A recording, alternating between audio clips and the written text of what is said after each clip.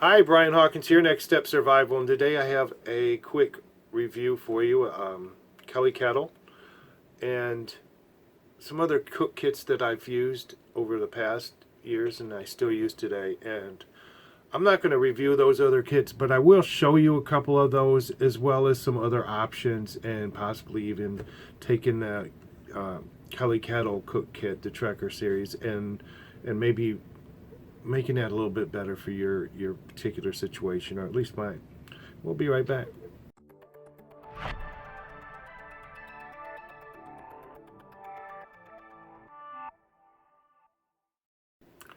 All right, so full disclosure, they sent me this. I didn't pay for it, so they asked me to review it. I told them I'd give them an honest review, good or bad, and they accepted that. So I've already taken this out of the box. I've already used this. I've already taken it out on a hike and everything. So it came with some paperwork. This is a cool something here, I don't know. And this is another cool something, I don't know. And then these things here, I don't know. I don't look at any of it. I never do. I always toss that stuff back in a box and think I'll get to it later, and I'm just lying to myself. So anyway, so this is the Kettle Trekker cook kit. I'm not sure the official name. I had that. I have notes somewhere. Trekker stainless steel kettle and kit. There we go. So, it's a monster. I want to show you what it comes with here. So it comes with a bag. It's got the little logo on it. Bag's okay. It's a little cinch bag. I don't think it's waterproof, but maybe it is because I have a similar one that I planned on putting the entire kit into, and it's almost, and this is a waterproof bag, and it's almost the same, but I don't know. We'll see. It is stainless steel, and it can get wet, so it's not an issue. We actually pour water in these things. So, first of all, the size. I want to address the size before I even pull this out, before I show you what's inside of it, because this seems to be one of the common review cons about this kit. I don't think it's that big. It seems huge, but when you compare it to what I generally carry, which is the solo stove kit, and this is my kit, and I've got a whole blog post on there, but I carry this in I don't carry it in my bug out bag, but it is in my car kit. It's what I take hiking with me, and it's in another kit too. I just don't remember what it is, along with this GSI cup and the clean canteen. Take both of these together, and you can see this isn't all of a sudden this isn't that large, right? So that pretty much replaces these. I mean, it's not 40 ounces, obviously. This is, I don't even know, it's way less than 40 ounces. But even with this, I still carry my water separately. And I'll show you why in a little bit. There's stuff inside this bottle, so this isn't full of water when I carry it. So, yeah, these two here, it's not that big. It is taller. It won't fit in my 5'11", 72 hour, I don't remember what it's called, my pack.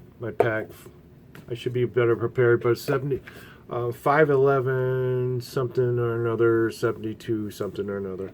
Anyway, it won't. It's got the side things, and that's where I keep my clean canteen. And I don't keep this in there. I keep this inside, but this, and then I keep usually a bottle of water, Smart Water.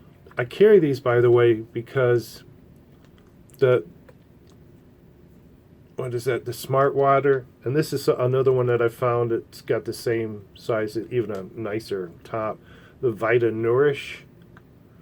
I don't buy these for the water. I buy them for the container, and they fit the Sawyer Mini.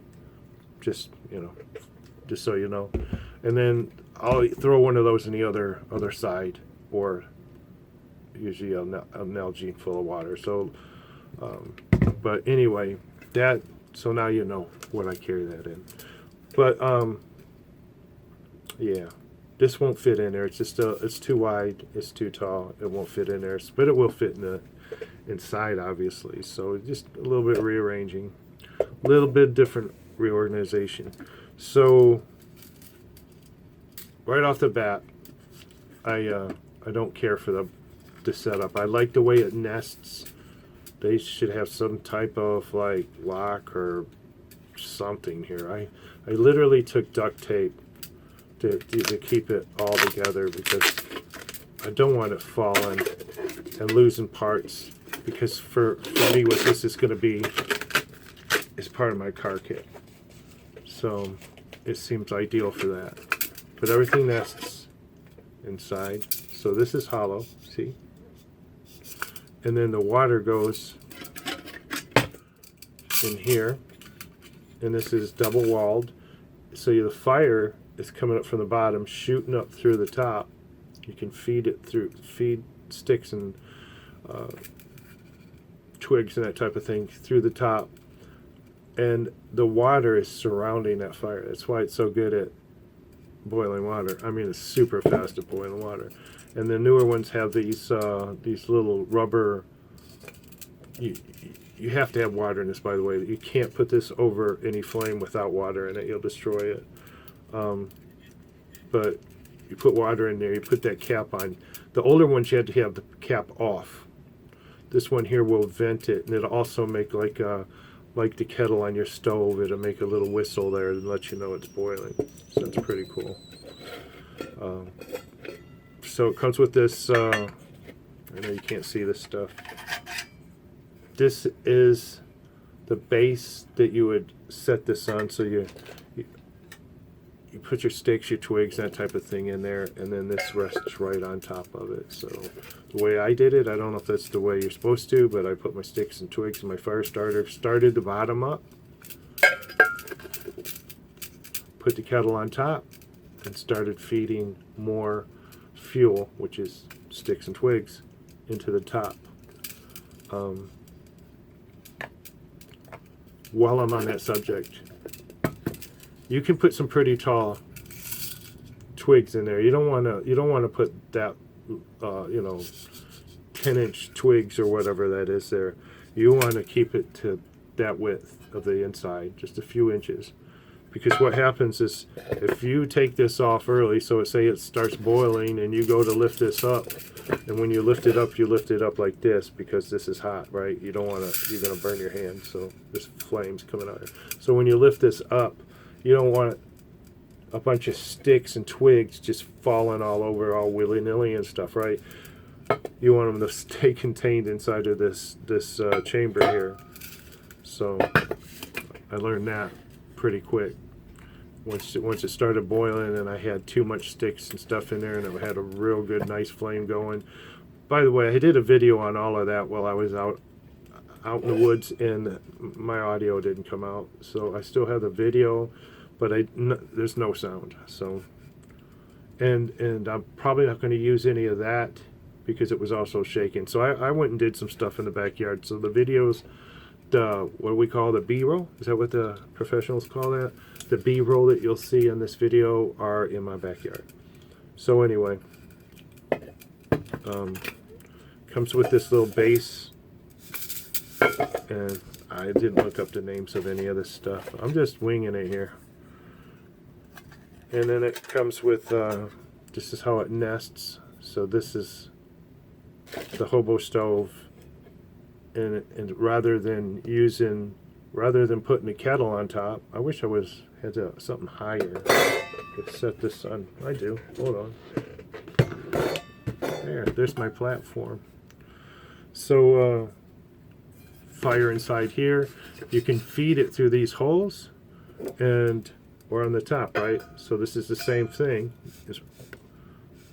You can take. Try not to do too much banging around here. You can take your hobo stove. Now you got a stove, and I heated up some little ham chunks on there for the B-roll. But you can also take your kettle and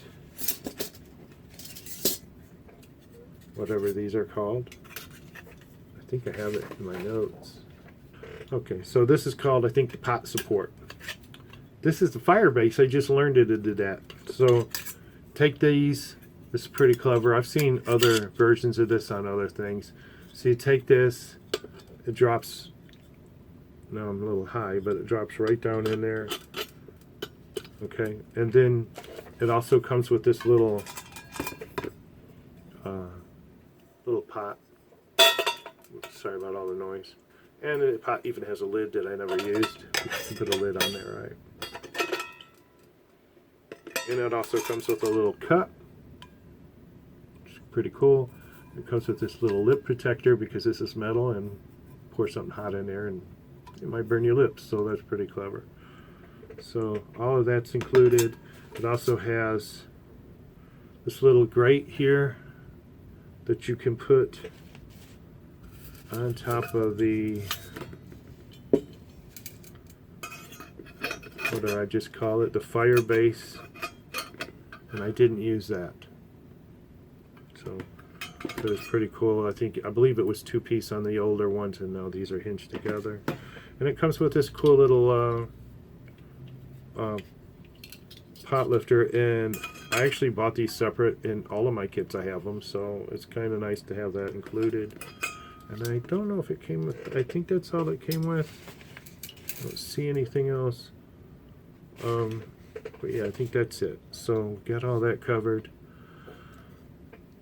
I do want to show you a couple of other kits that I use to compare to. I'm not, like I said, I'm not going to do a side-by-side comparison. This is my solo stove that I use. And what makes this my favorite cook kit is not necessarily that it's the solo stove. It's the way I've put it together. So I have, I almost hate to open this up right now because I know I'm just boring you. But this is some aluminum foil. Then inside here I take the little spoon, plastic spoon unfolds. I have a little spatula. So you can do this with almost any of your kits, and that's what I plan on doing with my Kelly kettle. And then there's the fork.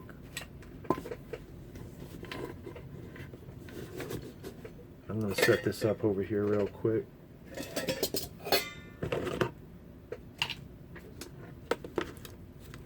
I have, like I said, I have a whole, I think I even have a video. I'm not going to go through a whole bunch of stuff, but I keep some birch bark in here. I'm in Michigan, so it's easy to get. Some different types of fuel. Got some fat wood in here. Tied to this, I just keep an old P38 military for a can opener. Seemed like a good place to keep it. Then in the solo stove thing, about the solo stove fuel thing, and that is full of fuel, which is, I think this is what I call it. Yeah. Just heat. But this is very limited. I avoid trying to use any type of fuel for things like that. I also have the the sterno canned heat and the little propane thing. I prefer the setup that the Kelly kettle is using, where I'm not in the desert or anything, so finding fuel just is pretty simple for me as far as sticks, twigs, kindling, that type of thing. I have all kinds of junk in there to start a fire. Okay, somewhere in there's a ferro rod, and there's a Bic lighter and all that stuff. So that's, to me, that's why this is my preferred cook kit. Not because of the brand, but because of what I did to it. So I'm going to do the same thing with my Kelly kettle, and some of the things that I'll add to this. I'll put a life straw or a Sawyer mini. I haven't decided which. Depends on how everything fits together. It's a little bit different. I'll put a little light my fire. This is the yeah, light my fire. This is the little plastic one. I have the metal ones as well. I'll throw in a ferro rod. Like I said, I'm not big on the brands and stuff. I think this might even be light my fire. It is. So, and then a long spoon, right? So a long spoon, and these have gotten very old. These little, it says ZIP on there. I've talked about these in a bunch of different videos, and I really like these. And in my backyard, I set the fire with one half of one of these, and they've turned out to be very efficient. Okay, so long story short, I was out in the woods. Might have been lost. I don't remember. I did that a lot because when I hike, I generally go off trail, which is not recommended, and I do it all the time because I don't like people. And middle of the night, pouring down rain, soaking wet, everything's wet. I'm wet. I put up my shelter and everything. I sleep in a hammock with a fly system, a tarp, and I got a fire going. And I was cold, and I was very thankful for the ZIP. You know, like the birch bark and stuff, soaking wet, couldn't get it to light, so things like that. So I'll add that. Of course, I'll add a big lighter, and I'm sure you've seen this 100 times. People wrap the Gorilla Tape with a duct tape around the lighter. Some people put it around there to keep that from pushing down. I just don't. Different options. I'll probably put a fork or a spoon or a spork or something in there. I like to carry salt, pepper, and this right here, and this big one is it's a mixture of some oregano or what do you Italian mix with some garlic powder. And then in the video, in the B-roll, I'm showing you some oil. That's what that is. That's not whiskey. So that's just a container. I disposed of the liquid and then filled it up with some olive oil, and it holds it fine. So just a container, some paper towels, some wet wipes of some sort, and the more you add to it, the heavier things get, but also things become a lot easier. I like to have a long straw, and I don't like bending and trying to get my face, right in front of a fire, but sometimes you want to stoke a fire or, throw a little oxygen into it. So you have these little holes, blow a little air into there, and bring your fire back to life. You don't have to pay money for it. You can just keep the straw that came with one of your drinks when you ordered it. That's about it. Maybe it comes with its own pot lifter. So generally I would add this. I would add a cup. I would add a pot. All of this is included in the Trekker, the Trekker cook kit. So I really appreciate that part of it. It's all set up. It's well designed. Like I said, I do wish that there was a way to lock that in rather than duct tape. I thought about trying to put together like a little piece of metal that's bent, and you just snap it in there. But maybe eventually they'll do that. Also, different ways. So I also carry with all my kits, my own fire kit, and I get a little elaborate because I'm kind of a gear nut, but I like to try different things. But a big lighter in there can go a long way. Ferro rod and like I said, with some fuel to get started. I did notice. Oops, that's my mic. Sorry about that. I did notice that it took a little bit to get it going when I was just trying to use a standard type of fire because it was very windy. So the wind was crazy. And that's why that audio didn't come out, because it was just all you heard was the wind just blowing through the mic, even though it's got this. But it was one of these shotgun mics that it's on this. I'm actually running two right now. I'm going to try something different. So this is going through, I know you don't care, but it's going through this, and then a shotgun mic on the phone. So we'll see which one works out better. Everything I can do to make things better for you. Real quick, just a couple other things. Oh, I give this like a high. The quality is crazy. You don't see rivets. I'm hard pressed to even find a seam on it. A couple of the weak points that could possibly be, but I doubt it, is where that chain is on and where the handle is on. So those are, I don't know, soldered or whatever. I don't even know metal. So, but I do know that this chain was frustrating me. I thought it was just to keep this from getting lost. This tends to want to fall if you're doing this over, like I was when I was in the woods at a campsite. This was trying to fall into the fire, so that serves a purpose. So, like I said, you hold it like this and pull it up off the, you're leaving your flames, and now this you have this. Now you can hold it like this, because there's no longer flame shooting out of it. And look at that. This is hot, so you can use this to pour it.